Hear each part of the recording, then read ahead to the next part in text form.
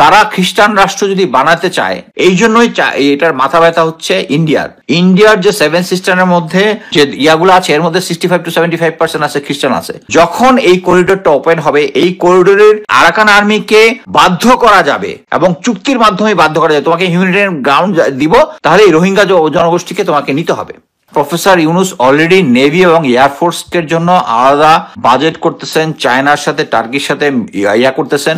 এরকম একটা ক্রাইসিস টাইমের মধ্যে আমরা ইন্ডিয়া সাথে যারা ফ্রেন্ডশিপ রাখে, যে সমস্ত জেনারেল, এটা হচ্ছে ট্রিজন, এবং এই ট্রিজনের প্রমাণ হচ্ছে এই ব্রিগেডিয়ার জেনারেল আফতাব। আমাদের পোর্ট কোনো আমেরিকাকে দেওয়া হয় না, এটা দেওয়া হয়েছে ডিপি ওয়ার্ল্ড। মানবিক করিডোর নিয়ে এবার সেনাপ্রধান তার বিরুদ্ধাচরণ করেছে এবং তিনি তার মতামত জানিয়েছেন। গোপনে তিনি মানবিক করিডোরের প্রচন্ড বিরোধিতা করেছেন। এখন কথা হচ্ছে, যদি ডক্টর ইউনূস মানবিক করিডোর দিতে চান, এই করিডোর কি আসলে দেশের কোনো ক্ষতি হবে? আর যদি সেনাপ্রধান এতে বাধা দেয়, তাহলে কি ডক্টর ইউনূস এটা দিতে পারবেন, নাকি সেনাপ্রধান ডক্টর ইউনূসের মধ্যে একটা তুমুল সমস্যার সৃষ্টি হবে? দর্শক, এই বিষয় নিয়ে সম্পূর্ণ আলোচনা করেছেন সাবেক সেনা সদস্য মুস্তাফিজুর রহমান। তার আলোচনা আসলে বিষয়টি আপনারা ক্লিয়ার বুঝতে পারবেন। বাজেট করতেছেন, চায়নার সাথে টার্কির সাথে ইয়া করতেছেন। এরকম একটা ক্রাইসিস টাইমের মধ্যে আমরা ইন্ডিয়া সাথে যারা ফ্রেন্ডশিপ রাখে, যে সমস্ত জেনারেল, এটা হচ্ছে ট্রিজন, এবং এই ট্রিজনের প্রমাণ হচ্ছে এই ব্রিগেডিয়ার জেনারেল আফতাব। আমাদের পোর্ট কোনো আমেরিকাকে দেওয়া হয় না, এটা দেওয়া হয়েছে ডিপি ওয়ার্ল্ড নামে একটা কোম্পানি, যেটা হচ্ছে মিডল ইস্ট বেসড কোম্পানি, সম্ভবত দুবাইয়ের কোম্পানি। তো মানে জেনারেল ওয়াকারের উপরে যে ইন্ডিয়ান থেকে প্রেশারটা আছে, সেটা হচ্ছে to take over the power. এই গ্রাউন্ড রিয়েলিটি আমাদের মিলিটারি এখনো বুঝতেছে না। যেহেতু মিলিটারি এখনো বুঝতেছে না, এই জন্যই মানে যেহেতু এই করিডোর নিয়ে মিলিটারি একটা অথরিটি, জেনারেল ওয়াকার এখন করিডোরের এগেনস্টে দাঁড়াচ্ছে। প্রথমেই হচ্ছে মানবিক করিডোর। এই মানবিক করিডোর নিয়ে আমরা আলাপ করব। অনেকে বলছে এটা আমেরিকান করিডোর। এখন পর্যন্ত কোনো আমেরিকান কিন্তু বলে না এটা আমেরিকান করিডোর। এটা প্রথমে যেটা বলেছেন জাতিসংঘের মহাসচিব বুট্রাস গালি যখন এসেছিলেন বাংলাদেশে, উনি এসে প্রথম এই মানবিক করিডোরটার কথা বলেছেন। বাংলাদেশে এটা নিয়ে প্রচন্ড লোকজন, আমি দেখলাম কনফিউজড অ্যাকচুয়ালি, যে এক পার্টি বলতেছে এটা দিলেই দেশ বিক্রি হয়ে যাবে, এটা দেওয়া ঠিক না, এটা আমেরিকার করিডোর। বাট এটার সাথে আমেরিকার সম্পর্ক অ্যাটলিস্ট এখন পর্যন্ত কোনো কিছু নাই। একটা জিনিস হচ্ছে, এই করিডোরটা হচ্ছে একটা হিউম্যানিটেরিয়ান করিডোর। হ্যাঁ, অনেকে বলবেন অতীতে অনেক জায়গায় এই হিউম্যানিটেরিয়ান করিডোর পরবর্তীতে একটা অস্ত্রপাতি বা গোলা বারুদ সাপ্লাইয়ের জন্য ব্যবহার হয়েছে। বাট এখন পর্যন্ত এটা হচ্ছে না। আমাদেরকে কেন এই করিডোরটা দিতে হবে, ওইটা নিয়ে ফার্স্ট ডিসকাস করি। সেটা হচ্ছে, জাতিসংঘের একটা শাখা যারা এই ফেমিন নিয়ে ডিল করে, তারা একটা ইনভেস্টিগেটর রিপোর্ট দিয়েছে যে এই রাখাইন রাজ্যে স্পেশালি 65 to 70% হচ্ছে মানুষ দরিদ্র সীমার নিচে। এর মধ্যে 85% মানুষ কৃষিকাজের সাথে জড়িত। গত 1.5 বছরে এই কৃষিভূমি 20%-এর বেশি আবাদ হয়নি। সো যেহেতু এটা আবাদ হয়নি, so there will be a food shortage আগামী 6 মাস থেকে 1 বছরের মধ্যে। এটা হচ্ছে মেইন ইয়া।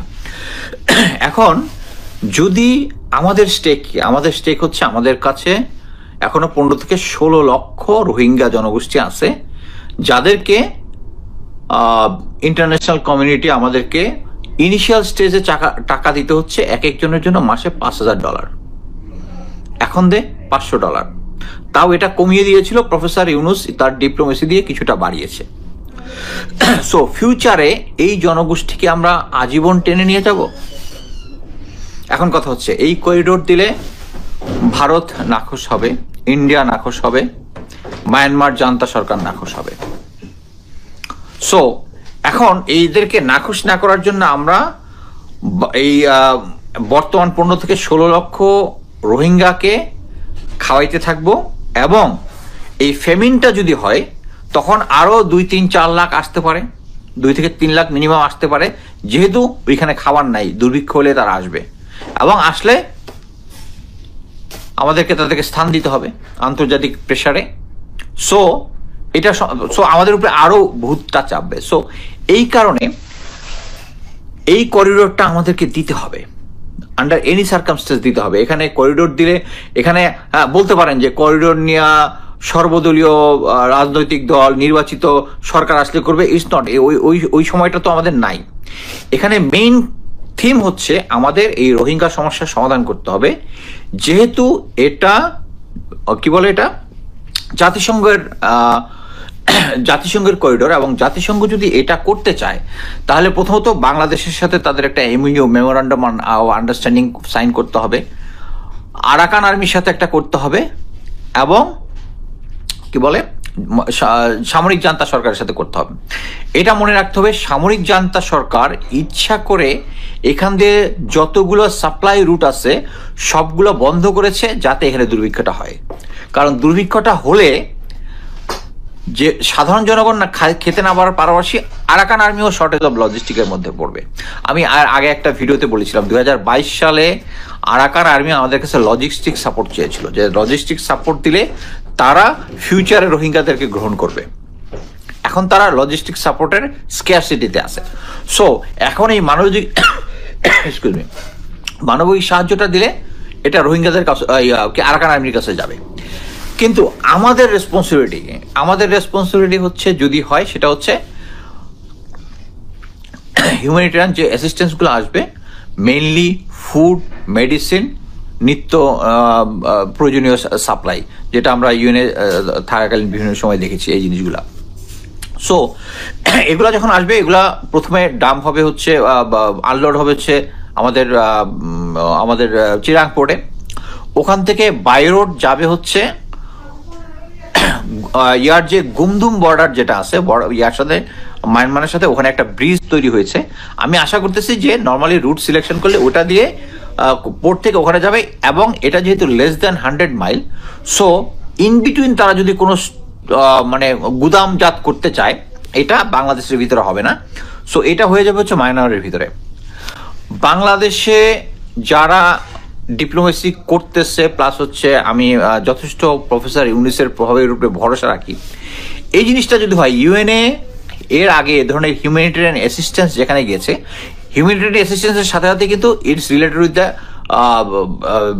কি বলে ডিসপ্লেস পার্সোনাল, যারা এখানে উদ্বাস্তু আছে তারা অটোমেটিক এটার আশেপাশে ক্যাম্প হবে, আমরা যেটা বিভিন্ন জায়গায় দেখেছি। সো আমরা যদি এই হিউম্যান করিডোরটা যখন হবে, তখন আমাদের সাথে যেটা হবে, আমাদের সাথে হচ্ছে এই ট্রাকগুলো আসবে, এইটার জন্য বাংলাদেশের কোনো কিছু নেই, এটা ইন্টারন্যাশনাল বিড হবে। ইন্টারন্যাশনাল যে বিডটা যে কোম্পানি পাবে তারা যাবে, তাদের সিকিউরিটির এক্সপেন্সটা আমাদের বর্ডার পর্যন্ত হবে না, বিকজ আমাদের এই জায়গায় কোনো যুদ্ধ চলতেছে না, কিন্তু মায়ানমারে হচ্ছে। এখন মায়ানমারের সাথে যখন মেমোরান্ডাম এখানে অনেকে বলতে পারেন যে ইয়ার তো কি বলে এই রেবেলদের তো কোনো এন্টিটি নাই, জাতিসংঘ স্বীকৃত না, ইভেন ওরা কখনো আলাদা এটাকে নিজেদের দেশ বলে দাবি করে নাই। তারা তাদের জাস্টিস চেয়েছে, তাদের প্রতি যে হয়েছে, তাদের রিফর্ম চেয়েছে, ওই জন্য তারা যুদ্ধ করতেছে। তারা কিন্তু এখন বলে নাই যে আমরা দেশের 80% কন্ট্রোল করতেছে, অতএব এটা একটা নতুন দেশ, এটা কিন্তু তারা বলেনি। সো এদিকে আমরা যদি ইয়ার সাথে মানে মায়ানমার জানতা মোস্ট লাইকলি তারা এটা এগ্রি করবে না। যদি এগ্রি নাও করে এই আরাকান আর্মির সাথে একটা এমইউ সাইন করতে পারে। এটা কেন বললাম, আফ্রিকাতে এরকম বিভিন্ন জায়গায় জানজুইট প্লাস হচ্ছে আরইউএফ এবং অন্যান্য যারা রেবেল ফোর্স ছিল, তাদের তো কোনো এন্টিটি নাই, তাই না? কিন্তু এই হিউম্যানিটেরিয়ান করিডোর দেওয়ার জন্য তাদের সাথে কিন্তু এমইউ পূর্বে সাইন হয়েছে।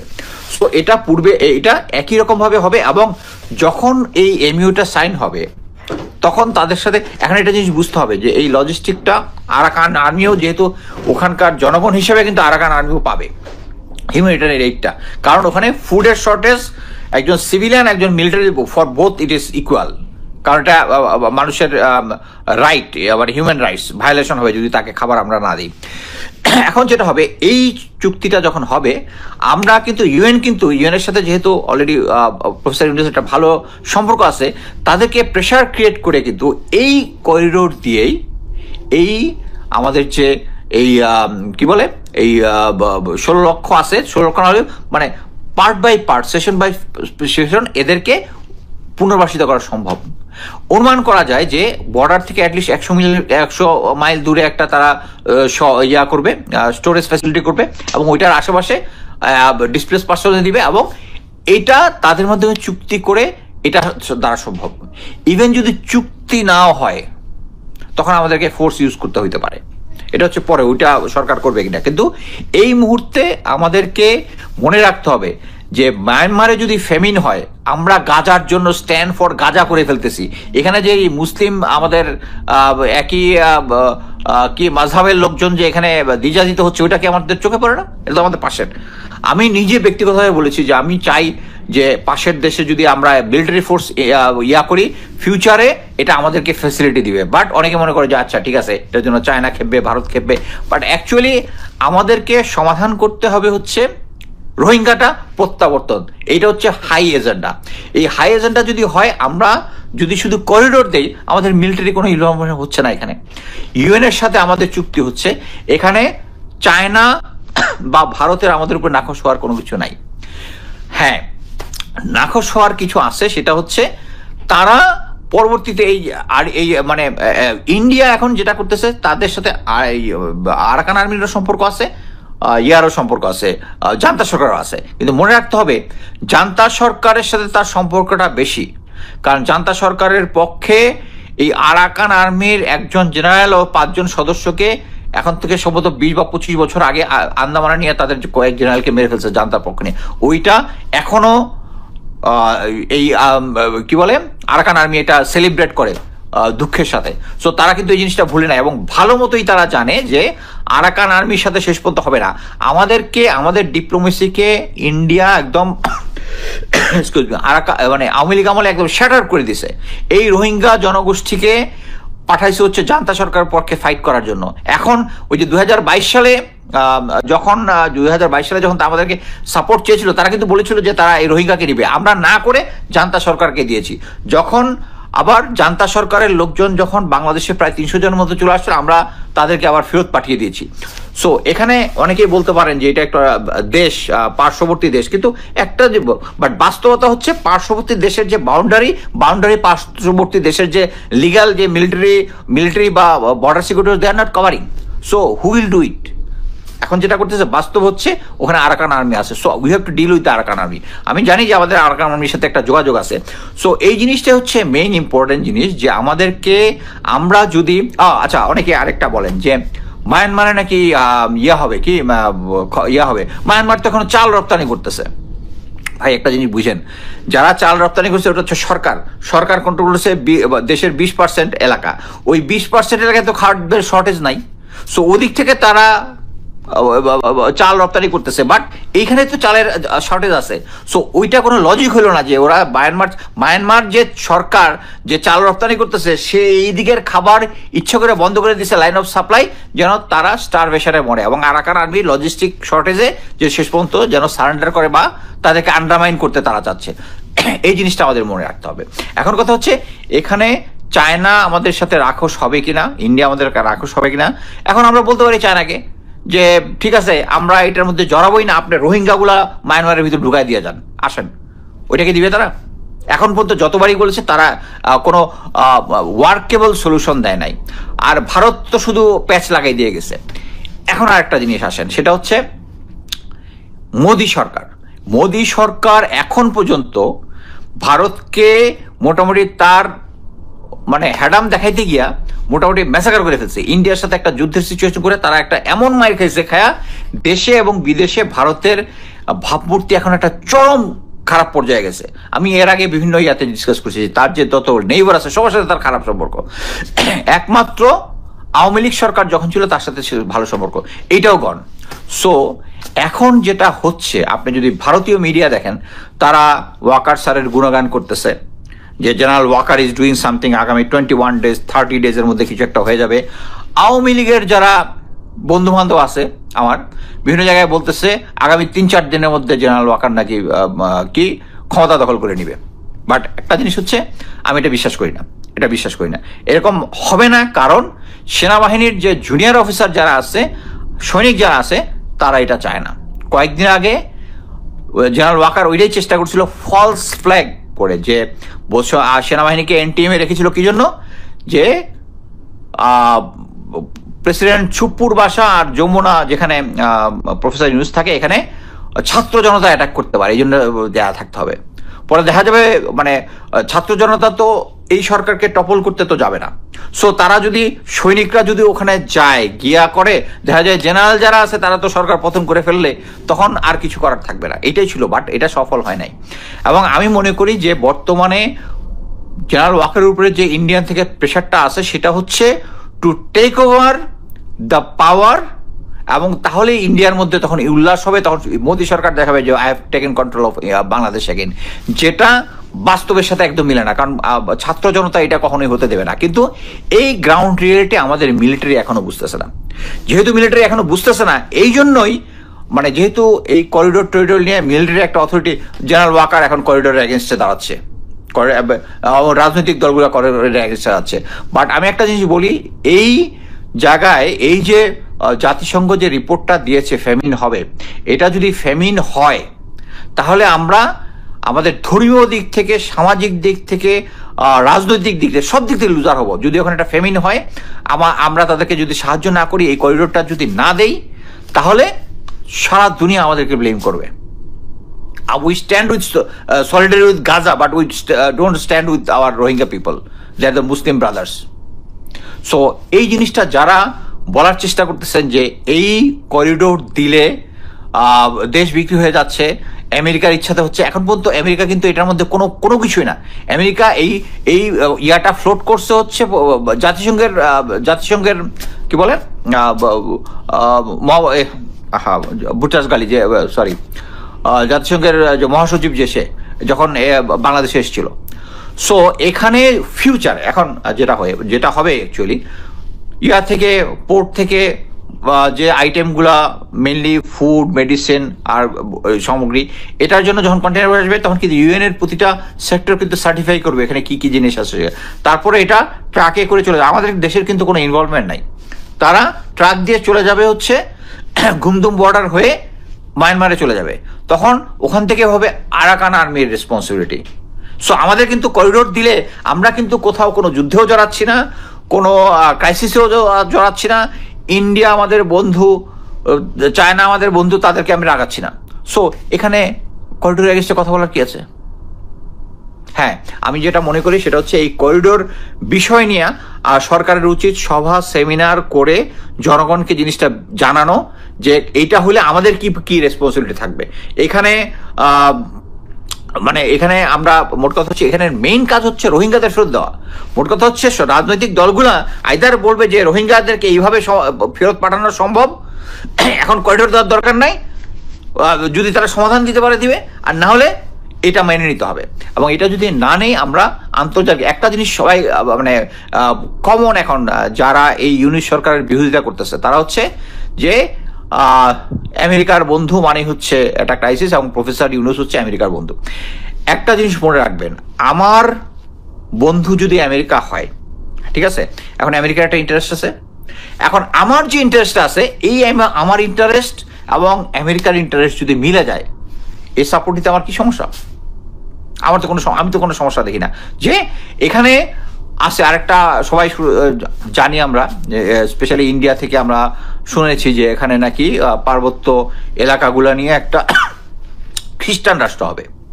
আচ্ছা, আপনি এটা হিসাব করে দেখেন, আপনার মনে আছে কিনা যে মোদি যখন একবার আমেরিকাতে গিয়েছিল তখন সাইড লাইনের একটা বৈঠক হয়েছিল বারাক ওবামার সাথে, তখন বলেছিল আপনাদের 7 সিস্টার তো ওখানে আগুন লেগে যাবে বা সেপারেট হয়ে যাবে, এরকম একটা কথা বলছিল। এর কারণ হচ্ছে তারা খ্রিস্টান রাষ্ট্র যদি বানাতে চায়, এটা হবে হচ্ছে এই জন্যই এটার মাথা ব্যথা হচ্ছে ইন্ডিয়ার যে 7 সিস্টারের মধ্যে যে ইয়াগুলো আছে এর মধ্যে 65 to 75% আছে খ্রিস্টান আছে।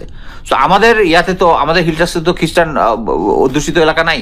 সো এখান থেকে কেন, সো এটার মধ্যে পড়বে না, পড়বে হচ্ছে ইন্ডিয়া। আর ইন্ডিয়ার মধ্যে যদি পরবর্তীতে যদি ইন্ডিয়া এফেক্টেড হয়, হু কেয়ার্স? আমি তো দূর থেকে তালি বাজাবো আমরা যে ইন্ডিয়া 7 সিস্টার ভেঙে গেছে এবং ওরা যখন ক্রাইসিসে থাকবে আমরা কমফোর্টে থাকবো। সো ইন্ডিয়া এটা নিয়ে মাথা ঘামাইতে আমি রাজি না। ভারত যদি পরবর্তীতে যদি আমেরিকা ওখানে ইয়া করে, এই করিডোর যদি পরবর্তীতে ব্যবহার করে, আমার কিছু আসে যায়, আমি এফেক্টেড না হইলে হইলো। আমি দেখবো আমার নিজের স্বার্থ হচ্ছে এই রোহিঙ্গা লোকজনকে মায়ানমারে পাঠাইতে হবে। একটা জিনিস মনে রাখতে হবে যে যখন এই করিডোরটা ওপেন হবে, এই করিডোরের আরাকান আর্মিকে বাধ্য করা যাবে এবং চুক্তির মাধ্যমে বাধ্য করা যাবে, তোমাকে হিউম্যানিটেরিয়ান গ্রাউন্ড দিব, তাহলে এই রোহিঙ্গা জনগোষ্ঠীকে তোমাকে নিতে হবে। সো এই মুহূর্তে আমি মনে করি যে খামাখা এই ইয়ার এগেনস্টে কথা বললেন না, যে করিডোর দিলে, করিডোর একটা হিউম্যানিটেরিয়ান জিনিস, এটা আমাদের ধর্মীয় দৃষ্টিকোণ থেকে, রাজনৈতিক দৃষ্টিকোণ থেকে, দেশের স্বার্থে করা উচিত। এখানে আমাদের দেশ, করিডোর ইউজ হবে হচ্ছে আমাদের দেশের বর্ডার পর্যন্ত, তারপরে হচ্ছে এখানে আমাদের আর্মি কোনো ইনভলভ হচ্ছে না, আর্মি কোনোভাবেই ইনভলভ হচ্ছে না এখানে, কারণ আমরা এটা তো যুদ্ধ অবস্থায় আছি না। সো এই জিনিসটা যারা প্রোপাগান্ড করতেছেন, এটা হচ্ছে কার, এটা হচ্ছে আমেরিকার আমেরিকা এখন পর্যন্ত কোনো কিছু বলে নাই এই করিডোর নিয়ে কোনো কথাই আমেরিকা এখন পর্যন্ত বলে নাই। শুধু এখন অনেকেই বলবেন যে জাতিসংঘ হচ্ছে তাদের মুখপাত্র, বাট আমার কথা হচ্ছে জাতিসংঘ তাদের মুখপাত্র যদি হয়, আমার এখানে যদি আমি এই করিডোরের মাধ্যমে যদি আমার এই লোকগুলাকে বায়ানমারে ফেরত পাঠিয়ে দেয়, আমি এই সাহায্য কেন নিব না? আমরা তো এটার মাধ্যমে চায়নাকে কোনো করতেছি না, এফেক্ট করতেছি না। তাদের চক্ষু যে আছে ওখানে, এই যে আরাকান আর্মি সব কন্ট্রোল করতেছে, একমাত্র সিক্ত যেটা আগে ছিল হচ্ছে, নামটা ভুলে গেলাম, আকিয়াব বন্দর ছিল, আর হচ্ছে চকফু যেটা হচ্ছে চায়না, এটা মাঝখানে 100 মাইলের দূরত্ব, বাট আসা যাওয়া করতে বোধহয় 250 মাইল লাগে, অনেক ঘুরে টুরে আসতে হয়। সো ওই দুইটার কন্ট্রোল কিন্তু জান্তা সরকারই আছে, এবং চায়নাটাতে China's security force in disguise আছে, যেটা বিভিন্ন সময় বিভিন্ন জায়গা থেকে জানতে পেরেছি। বাট কথা হচ্ছে ওই একটাই, যে এই করিডোরটা ওপেন হলে আমাদের একটা ওপেনিং হবে আমাদের এই রোহিঙ্গা জনগোষ্ঠীকে ওখানে ফেরত দেওয়ার জন্য।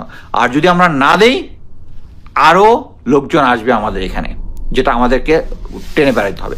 সো এখানে রাজনৈতিক দলগুলার আমার মতে এই জিনিসটা ভালো মতো এটাকে জাস্ট সামনে নির্বাচন আর তাড়াতাড়ি নির্বাচন দেওয়া, একটা জিনিস বুঝতে হবে যে এই সরকার নির্বাচন দেওয়ার জন্য আগামী জুন পর্যন্ত দিচ্ছে। আগামী বছর জুন শেষ হলে যদি না দেয়, তখন আপনারা চিল্লাচিল্লি করেন। এখন থেকে চিল্লাচিল্লি করতেছেন কি জন্য? জুনের পর্যন্ত টাইম দিছে। আচ্ছা, আপনারা একটা কোশ্চেন আছে, আপনারা রোহিঙ্গা ঢুকতে দিচ্ছেন কেন? তখন বাংলাদেশ সেনাবাহিনী কোথায় ছিল? বাংলাদেশ সেনাবাহিনী তখন শেখ হাসিনার কথা শুনতেছিল, এছাড়া আমার কোনো উত্তর নাই। শেখ হাসিনার কথা শুনতেছিল, এই জেনারেল ওয়াকার তখন ছিল, শুনতেছিল, তখন তো এগুলা করে নাই। আচ্ছা, এখন আমি নেক্সট আসি। নেক্সট হচ্ছে আরেকটা জিনিস খুব আলোচনা হয়, সেটা হচ্ছে যে আমাদের পোর্ট নাকি আমেরিকাকে দিয়ে দিছি। আমাদের পোর্ট কোনো আমেরিকাকে দেওয়া হয় না, এটা দেওয়া হয়েছে সম্ভবত ডিপি ওয়ার্ল্ড নামে একটা কোম্পানি, যেটা হচ্ছে মিডল ইস্ট বেসড কোম্পানি, সম্ভবত দুবাইয়ের কোম্পানি। সো এটার সাথে অনেকে মানে সবাই একটা কিছু বললে ওটার সাথে আমেরিকার একটা লেজ লাগাই দিলে খুব সুবিধা হয়, আমেরিকার হয়। এই ডিপি ওয়ার্ল্ড পৃথিবীর 70টা দেশে আছে। অনেকে বলতে যাচ্ছেন যে 70 দেশের এটার কন্ট্রোলটার মধ্যে কি বলে, এই যে ডিপি ওয়ার্ল্ডের যে কন্ট্রোল যেটা আছে, এটার মাধ্যমে দেশের কি বলে সার্বভৌমত্বের প্রতি হুমকি। আরে ভাই, যখন শেখ হাসিনা ছিল, যখন এই আমাদের পোর্টের মধ্যে তাদের জাহাজকে প্রায়োরিটি দেওয়া হইতো, সবকিছু এই নেভির রাডার লাগায়া ইন্ডিয়ানরা কন্ট্রোল করতো, সবকিছু করতো, তখন আপনাদের এই সার্বভৌমত্ব দেশপ্রেম কোথায় ছিল? সার্বভৌমত্বের হুমকি কোথায় ছিল? এখন যে বড় বড় কথা বলতো সার্বভৌমত্বের মধ্যে হুমকি, তখন কই ছিলেন? হ্যাঁ, তখন কই ছিলেন? আমি যেটা মনে করি যে আপনারা এই কিছুদিন আগে, 2 দিন বা 3 দিন আগে প্রফেসর ইউনূস যে বন্দরে গিয়ে একটা স্পিচ দিয়েছেন, ওটা ভালো মতো শুনুন। ওটা আমার বিস্তারিত বলার কিছু নাই। সেটা হচ্ছে উনি ক্লিয়ারলি বলেছেন এখানে আমাদের চাকরির কোনো সমস্যা হবে না, আমাদের চাকরির কোনো সমস্যা হবে না। যারা আছে, আমাদের যারা ওয়ার্কিং ফোর্স আছে, তাদের দিয়েই করতে হবে। তারা এখানে এসে নতুন নতুন ওয়ার্ল্ড স্ট্যান্ডার্ডে যে সমস্ত আছে ইনফ্রাস্ট্রাকচার তারা ডেভেলপ করে তাদের পয়সায়, এবং তাদের চুক্তির মেয়াদ শেষ হলে এইগুলা আমাদের হয়ে যাবে। সো এখানে উনি ভালো একটা জিনিস দেখেছেন, যেটা আমাদের লাভ হচ্ছে, এই কারণে দেওয়া হচ্ছে। এটার সাথে আপনি যদি সার্বভৌমত্বের কথা এখন বলেন, তাহলে বলবো গত 16 বছরে এই সার্বভৌমত্ব আপনার কোথায় ছিল? সার্বভৌমত্ব তখন কোথায় ছিল? এখন আপনার সার্বভৌমত্ব নিয়ে হেভি লেগে গেছে। আমার কথা হচ্ছে, প্রফেসর ইউনূস সরকারকে আমি ব্লাইন্ডলি সাপোর্ট করতেছি না। আমি নিজে যে জিনিসটা বুঝি, যে জিনিসটা বুঝিনি, তার মানে খবর নিয়ে, এই যে আপনাকে করিডোর নিয়ে বললাম, আমি অ্যাকচুয়ালি 2 দিন আগে এখানে ইউএন হেডকোয়ার্টার এখানেই আছে, এখানে যারা এগুলো নিয়ে কাজ করে, এরকম 2জন গুরুত্বপূর্ণ লোকের সাথে আমি কথা বলেছি, ঘন্টার পর ঘন্টা করেছি, বিভিন্ন জিনিস জেনেছি, কি করলে কি হয়, কি করলে কি হয়, এটা সিকিউরিটি কাউন্সিলে যাবে কিনা, যাতে ইন্ডিয়া ওই কি চায়না ভেটো দিতে পারে, সবকিছু বিস্তারিত জেনেছি। জেনেই কিন্তু আমি আপনাদেরকে জিনিসটা ডেলিভারি দিলাম, এবং এটাতে আমাদের লাভ, এবং আমাদের এখানে কোনো আর্মি ইনভলভ হবে না। আমাদের বর্ডার শুধু গুমদুম বর্ডার পর্যন্ত এটা পোর্ট থেকে খালাস করে নিয়ে চলে যাবে। সো এখানে আমাদের কোনো লস নাই, উল্টা এর মাধ্যমে আমরা রোহিঙ্গাদেরকে হয়তো ফেরত পাঠাবো, আমি এখনো গ্যারান্টি দিচ্ছি না, বাট এটা চুক্তির মাধ্যমে করানো যেতে পারে। এবং যখন এই জিনিসটা যাবে তখন আমাদের আরো একটু ইনভলভ হলে, একটু মিলিটারিলি স্ট্রং হলে আমরা এদেরকে ফেরত দিতে পারবো। এছাড়া আর কোনো উপায় নেই, যেটা আমি মনে করি। কারণ লুক ইস্ট পলিসি যেটা আমাদের, চায়নার মাধ্যমে আমরা এই রোহিঙ্গাকে পাঠানোর অনেকবার চেষ্টা করছি, কোনো লাভ হয় নাই। আর ইন্ডিয়া তো এটার বিরোধিতাই করতেছে, কারণ তাদের যে কালাদান প্রজেক্ট যেটা আছে ওইটার কারণে। এটা যদি ফুললি তারা এখনো মায়ানমারের ওই জান্তা সরকারকে সাপোর্ট দিচ্ছে, কারণ জানে আরাকান আর্মি যদি ফুল কন্ট্রোলে চলে আসে তাহলে তাদের এই প্রজেক্ট অ্যাবান্ডন করতে হবে। এটা তাদের হিস্ট্রিতে আছে। তারা যখন ওই তালেবান থেকে কন্ট্রোলের আগে আমেরিকানরা যখন কন্ট্রোল করতো, ওখানে প্রচুর ইনফ্রাস্ট্রাকচার ডেভেলপ করছে। ইন্ডিয়া ওখানে মনে করছে যে তারা এর থেকে লাভ তুলে নিয়ে আসবে। তালেবান আসার পরে তাদের সব ইয়ার মধ্যে লাল বাতি জ্বলছে, এবং সম্ভবত কালাদান প্রজেক্ট জিনিসটা তাই হবে। সো আমরা যদি ইনভলভ না হইতে চাই, এখন একটা জিনিস মনে রাখতে হবে, এই জিনিসটা একটা কোশ্চেন পোর্ট দুবাইকে নিয়ে দেওয়া নিয়ে আপনার, আমি তো আমার মতামত অ্যাকচুয়ালি বলতেছি। এই যে ইন্ডিয়ার যে বর্তমান গভর্নমেন্ট আছে, তারা প্রতিটা জায়গায় ফেলিউর, তাকে নিজের দেশের লোক এখন মোদির এগেনস্টে কথা বলতেছে। সো এরকম একটা জায়গায় তারা বাংলাদেশের কন্ট্রোলটা আবার নেওয়ার চেষ্টা করতেছে। আমি আশা করি জেনারেল ওয়াকার এই জিনিসটা বুঝবেন যে উনি যদি ক্ষমতা নেওয়ার চেষ্টা করে, ছাত্র জনতা অ্যাটলিস্ট এই সময় হবে না। বর্তমানে বাংলাদেশে যে রাজনৈতিক দলগুলো আছে তাদেরও বোঝা উচিত যে বর্তমান রাজনীতি মানে হচ্ছে আমরা গত 16 বছরে যে নিষ্পেষিত হয়েছি ভারতের দ্বারা, ভারতের অস্ত্রধারী লোকজন যে এই 5ই আগস্ট পর্যন্ত আমাদের এখানে হত্যাকাণ্ড চালিয়েছে বিভিন্ন জায়গায়, এটার প্রমাণ আছে। সো আমরা ভারত যাদের সাথে কানেকশন রাখে সে সমস্ত রাজনৈতিক দলকে আমরা মানব না, এটা হচ্ছে ফাইনাল কথা। প্রফেসর ইউনূস এই যে পোর্টটা দিয়েছেন, ওটা দিয়ে কোনো খারাপ কাজ করেন নাই। প্রফেসর ইউনূস তো একটা অয়েল কি সৌদি আরবের সাথে বলে একটা অয়েল রিফাইনারি আছে, ওইটা নিয়ে কথা বলেন। ওইটা দেশের জন্য ক্ষতি হতে পারে কিনা ওইটা তো বলবেন না, ভালো কাজগুলো তখন বলবেন না। যেটার মধ্যেই একটা সন্দেহ থাকে আমেরিকার এখানে ঢুকে যাবে, এখানে একটা জিনিস বলে রাখবেন, এই করিডোর একটা সম্পূর্ণ এখন পর্যন্ত হিউম্যানিটেরিয়ান জিনিস, এবং এটা যদি না দেওয়া হয় ওখানে আমাদের মুসলমান ভাইরা ওখানে না খেয়ে মারা যাবে, এবং আরো লোকজন আমাদের এখানে আসবে। এটা আমরা যদি এখন এটা না দিই, সমস্যা আমাদের বাড়বে, কমবে না। আমাদেরকে মনে রাখতে হবে চায়নাকে আমাদের খুশি করতে হবে, ইন্ডিয়াকে নাখোশ করা যাবে না, কিন্তু not at the cost of our সভরেনিটি, hour economy. এই 16 লক্ষ সাথে যদি আরো 3-4 লক্ষ আসে, এটা আমাদের ইকোনমিতে প্রচন্ডভাবে প্রেশার ক্রিয়েট করবে, এটা মনে রাখতে হবে। সো প্রফেসর ইউনূস এখন যে কাজগুলো করতেছেন, আমি মনে করি he is doing the right thing. এখন এটা হচ্ছে মৌলানা একে ফজলুল হকের একটা বিখ্যাত কথা, সেটা হচ্ছে যখনই দেখবেন দাদারা আমার প্রশংসা করতেছে, বুঝবেন আমি দেশের বিরুদ্ধে কাজ করতেছে। এখন আপনারা দেখেন দাদারা কাদের পক্ষে কথা বলতেছে, দাদারা কাদের পক্ষে কথা বলতেছে, তারা জেনারেল ওয়াকারের প্রশংসা করতেছে। কেন? কারণ উনি ইন্ডিয়ার লোক, আর এর অন্য কোনো ব্যাখ্যা নাই। আমি জানি না এত প্রমাণের পরও জেনারেল ওয়াকারকে তারা সরকার কেন এখনো স্যাক করতেছে না। সো এই ক্রিটিক্যাল টাইমে আরেকটা জিনিস বলি, এটা প্রফেসর শহীদুজ্জামান স্যার একটু বলেছিলেন একটা জিনিস, যে এই আমেরিকার যে প্রজেক্ট আছে রিলেটেড টু বার্মা, এখান থেকে খুব কৌশলে ইন্ডিয়াকে বাদ রেখেছিল। এখন এটা জানার পরে, এবং আমাদের সেই major general brigadier general Aftab যিনি ডিএ ছিলেন মায়ানমারে, আমি এর আগের ইয়াতে বলেছি, উনি সেন্সিটিভ তথ্য ডকুমেন্ট মায়ানমার জান্তা এবং ইন্ডিয়ার কাছে পাচার করেছেন, এটার প্রমাণ আছে। আমি এর আগে একটা ভিডিও করেছি, এবং এই ক্রিটিক্যাল টাইমের মধ্যে এটা প্রমাণ করে যে বাংলাদেশ আর্মির ভিতরে, অথচ এই ব্রিগেডিয়ার আফতাবকে অলরেডি জেনারেল ওয়াকার তাকে মেজর জেনারেল প্রমোশন আগেই দিয়ে রেখেছে। সো যতদিন এই ভারতীয় লেসপেন্সার যারা আছে তারা থাকবে ততদিন বাংলাদেশ আর্মি ইন্ডিয়ার এগেনস্টে দাঁড়াতে পারবে না। এটা আমি আগেরবার বলেছি যে আমাদের যে মিলিটারি ক্যাপাবিলিটি আছে, ইকুইপমেন্ট আছে, আর্মস আছে, ইকুইপমেন্ট আছে, নেভি এয়ারফোর্সের অবস্থা আমি বলবো সবচেয়ে বেশি খারাপ আছে। But professor Yunus already navy এবং এয়ারফোর্সের জন্য আলাদা বাজেট করতেছেন, চায়নার সাথে টার্কির সাথে করতেছেন। এরকম একটা ক্রাইসিস টাইমের মধ্যে আমরা যদি ইন্ডিয়া সাথে যারা ফ্রেন্ডশিপ রাখে যে সমস্ত জেনারেল, এটা হচ্ছে ট্রিজন, এবং এই ট্রিজনের প্রমাণ হচ্ছে এই ব্রিগেডিয়ার জেনারেল আফতাব।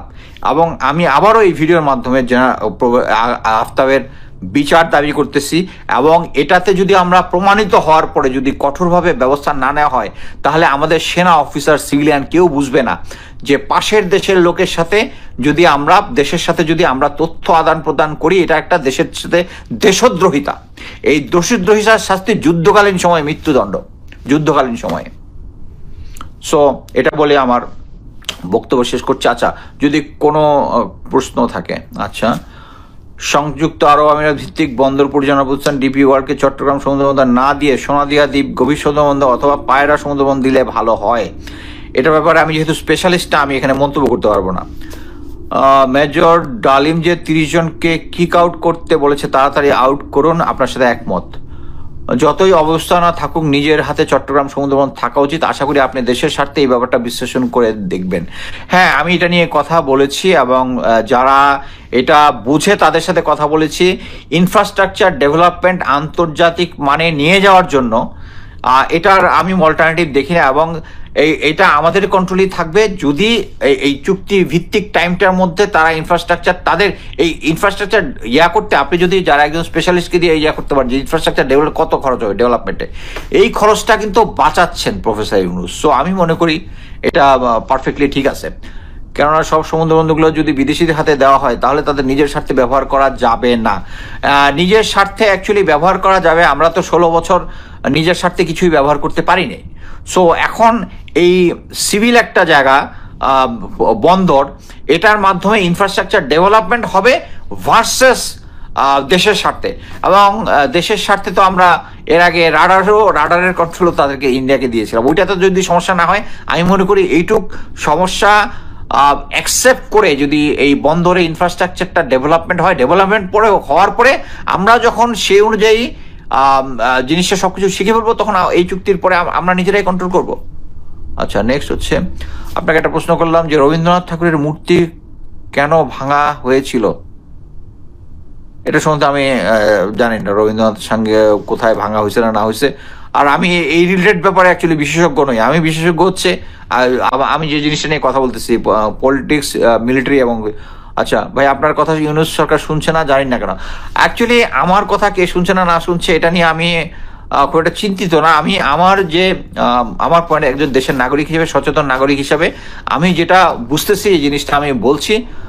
সরকার এটা নিলেও নিতে পারে, না নিলেও নিতে পারে, কিন্তু আমার জিনিসটা মনে হয় যে আমি এগুলো বিশ্লেষণ আমার ক্ষুদ্র বুদ্ধিতে যেটুকু হয় আমি দিচ্ছি। এটা যদি নেয় আলহামদুলিল্লাহ, না নিলে আমি অ্যাটলিস্ট আমি মনে করি যে আমার দায়িত্বটা তো আমি পালন করতেছি।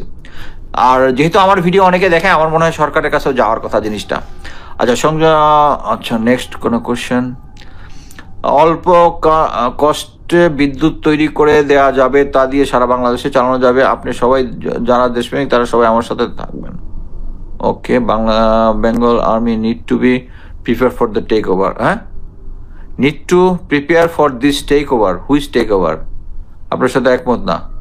Sir, can you explain the bit about the relationship between Janta Army and Chinese government and Indian government?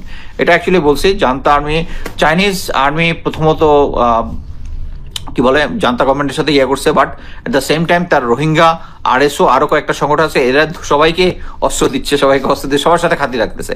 যেই জিতক মানে চাইনিজ ইন্টারেস্টের কোনো হবে না। ইন্ডিয়ান আর্মি দুই দিকে খাতির রাখে, কিন্তু জান্তার সাথে বেশি খাতির রাখে।